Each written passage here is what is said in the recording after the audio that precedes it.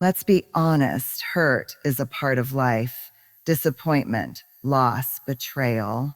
None of us are strangers to these feelings, but there's a unique ache, a deeper sorrow, a more confusing kind of wound when the person who hurt you is someone you loved, someone you trusted, someone who once made you feel safe. When the hands that were supposed to hold you are the same ones that hurt you, the pain doesn't just slice the skin, it tears through your soul.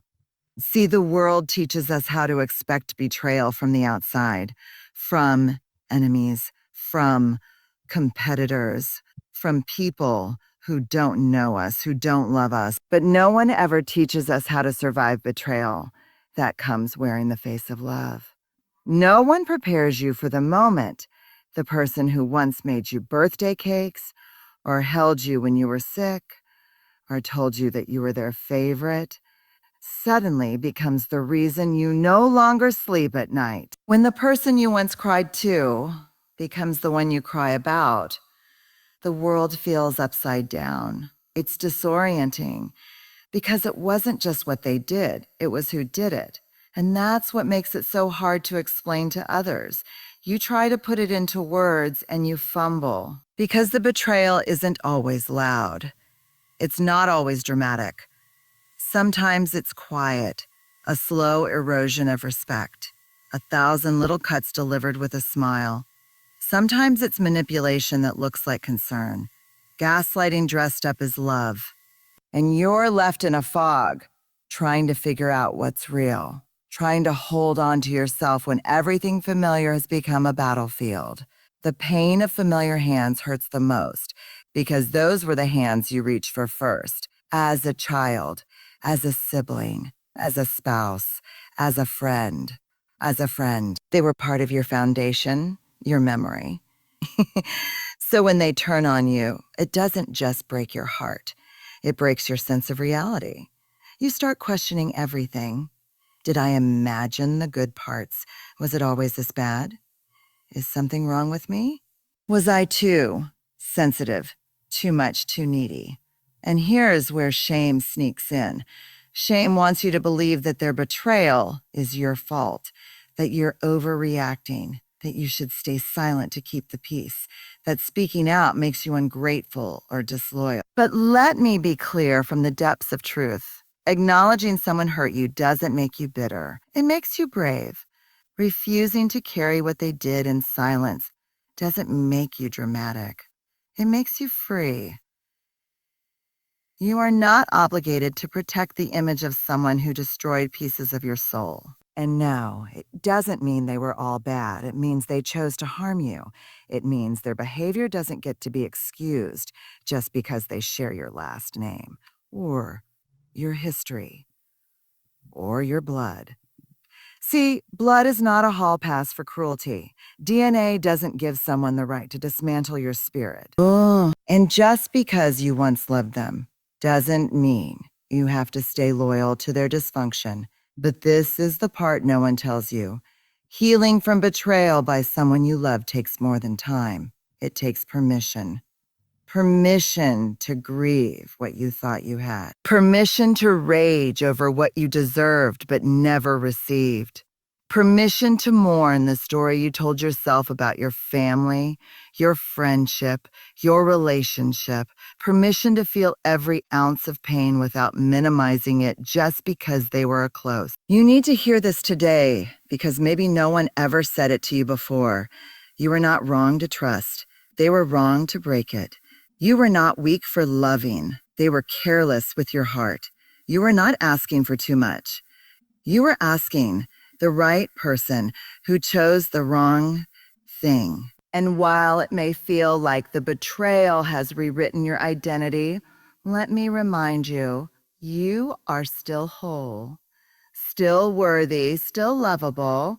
Even if the people closest to you failed to see it, you don't have to carry their silence, their denial, their shame anymore. You get to tell the truth about what happened. You get to say, that hurt me, and I deserve better. You get to walk away without guilt. You get to heal out loud. You get to choose peace over performance. Sometimes the most courageous thing you can do is stop expecting someone to apologize when they've already shown you who they are. Sometimes healing begins when you accept that their love had limits and yours does not.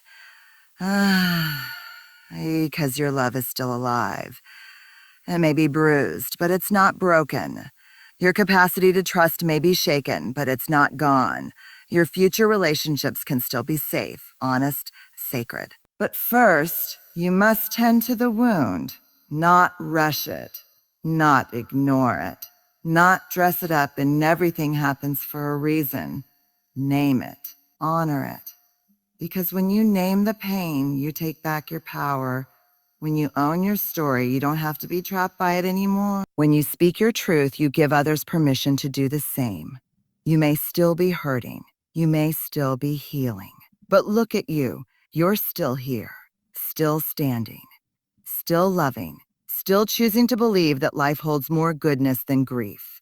And that right there, that's your strength. So if you've been betrayed by familiar hands, if you're walking around with invisible bruises and a heart full of unspoken heartbreak, I want you not alone.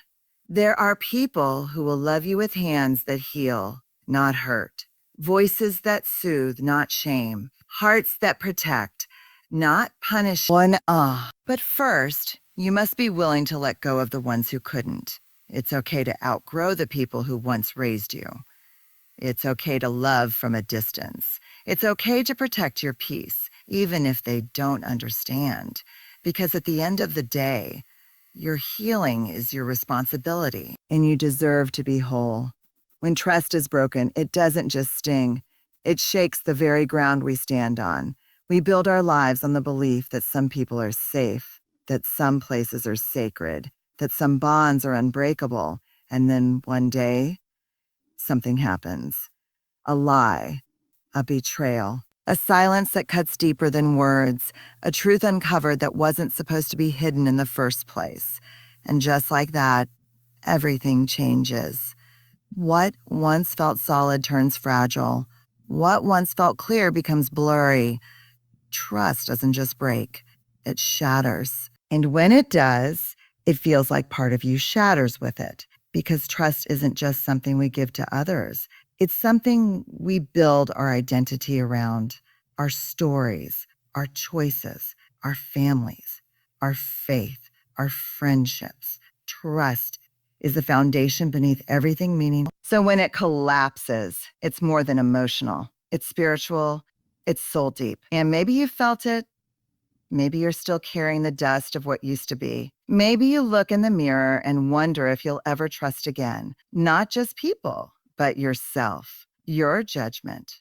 Have your judgment, your ability to see clearly, your gut instinct. Because shattered trust doesn't just say, oh, they betrayed me.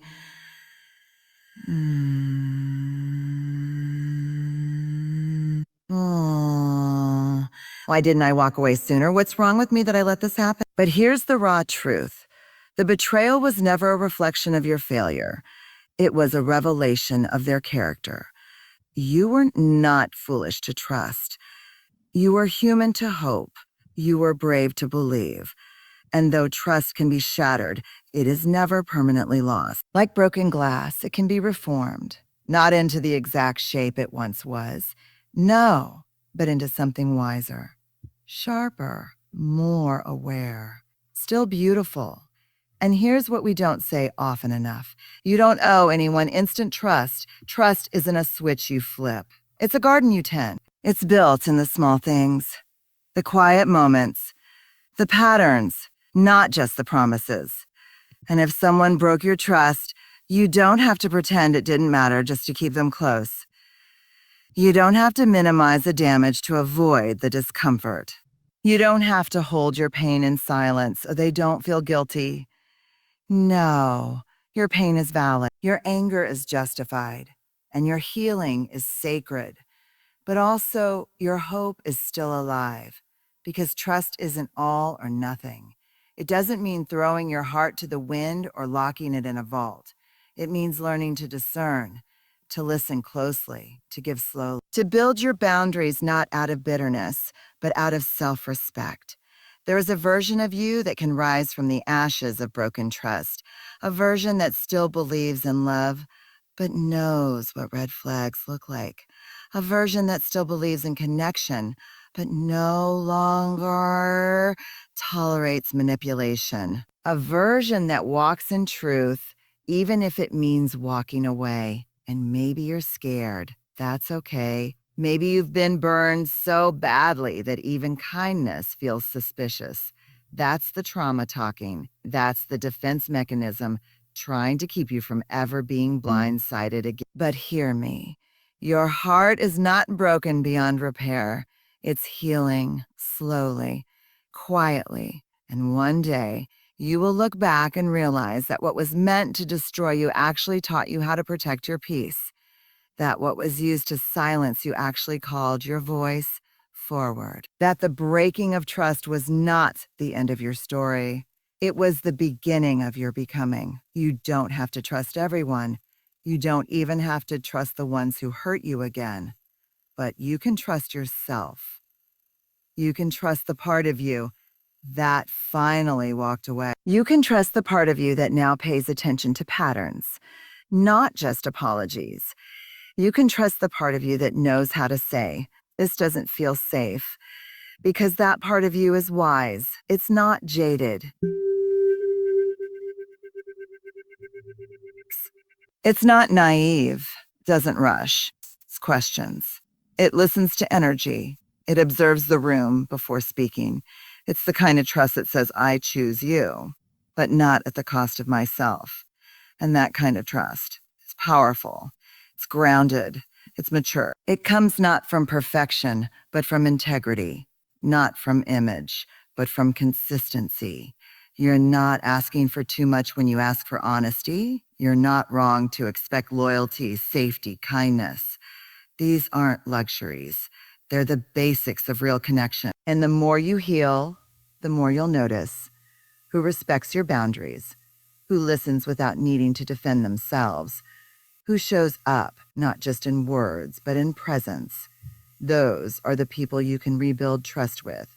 Because trust doesn't come with guarantees, but it does come with evidence breeze. And when you've learned to see that clearly, you are no longer afraid of being betrayed because you've already survived it once.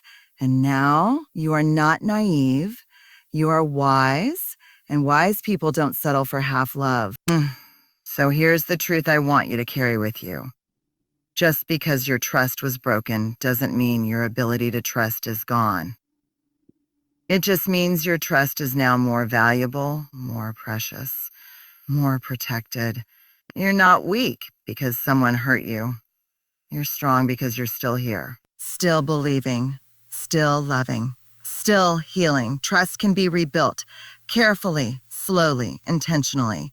But more importantly, you can be rebuilt stronger, wiser, whole. Because what broke you didn't bury you. It woke you up. And now you are becoming someone who trusts wisely, loves deeply, and lives boldly, not in spite of the shattering, but because of it.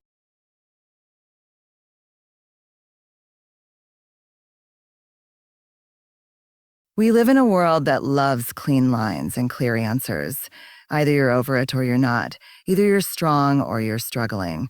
Either you're healing or you're still hurting. But life doesn't work that way. Healing is not linear, and growth doesn't wait for the grief to finish. Sometimes we wake up in the morning, ready to conquer the world, and by noon, we're in tears over a memory we didn't ask for. Sometimes we take 3 steps forward and 5 steps back. Sometimes joy and heartbreak live inside us on the very same breath. And you know what? That's not failure. That's being human. There's this lie we've been sold that we have to get over things in order to move on. That if we're still sad, still triggered, still tender, we must not be growing. But let me tell you something true. You can be shattered and still shine. You can be grieving and still blooming. You can be both brokenhearted and breakthrough bound Because grief and growth are not enemies, they're companions. Grief carves out the space, growth fills it in. Grief says, this mattered. Growth says, and I still matter. You don't have to get over what happened to rise from it. You don't have to forget to forgive. You don't have to be done crying to start rebuilding. Grief is not the opposite of growth. It is often the doorway into it. Some of the most powerful versions of you will rise not in spite of your grief, but right in the middle of it. Yes, it hurts. Of course it hurts. You lost something sacred. Maybe someone you loved deeply, maybe a version of yourself. Maybe the future you thought was guaranteed. And that loss deserves your tears, your rage, your silence, your confusion. But what it doesn't deserve is your surrender. Because inside of your grief is also something unshakable, your will to live again. And that's what makes you powerful. Not that you avoid pain, but that you keep walking with it. Not that you're done crying, but you still hope while your eyes are wet. We don't give ourselves enough credit for that. You got out of bed when your heart was heavy. You answered the phone when you had nothing left to say. You showed up for work, for your kids, for your life, when all you wanted was to disappear. And you think that's not growth? You think you're not already healing? Healing isn't always loud. Sometimes it's you choosing not to text them back. Sometimes it's you finally eating a meal after 2 days of pain. Sometimes it's you laughing and then crying 5 minutes later, and allowing both. Grief doesn't ask you to stop living. It just asks you to live honestly. There will be days when the ache is loud. Let it speak. There will be days when the past pulls hard. Let it pass through you. There will be days when the people around you don't understand your sadness. Let them be confused. You are not obligated to package your pain into something palatable. You don't owe anyone a neat ending. You don't have to perform your healing for an audience.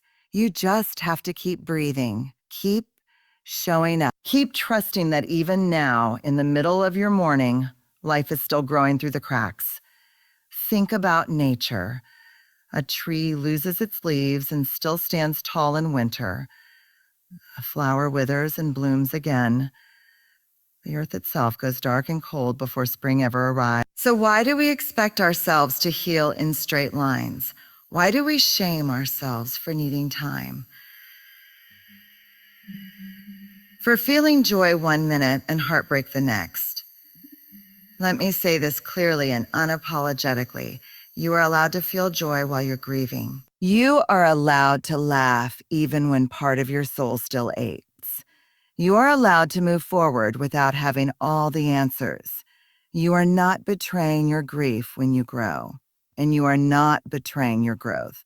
When you grieve, they can exist together. In fact, the deepest growth often comes through grief, because that's when we finally meet our true selves. That's when we learn what we're really made of. That's when we begin to ask deeper questions. Who am I now? What still matters? What am I being invited to become? Grief strips away the noise. Growth shows us the truth. And here's the beautiful paradox. Even in your sorrow, life is still moving in you. Your heart is learning how to carry pain and still pump love. Your mind is learning how to make peace with what it cannot fix. Your soul is learning how to expand, even in the shadows. So let go of the timelines. Let go of the pressure to be better by now. Let go of the guilt that tells you you're behind or broken. You're exactly where you need to be, in the sacred middle, where the tears and the triumph coexist, where the ache makes room for awareness, where the death of one version of you becomes the birth of another. You can grieve and grow at the same time. You already are.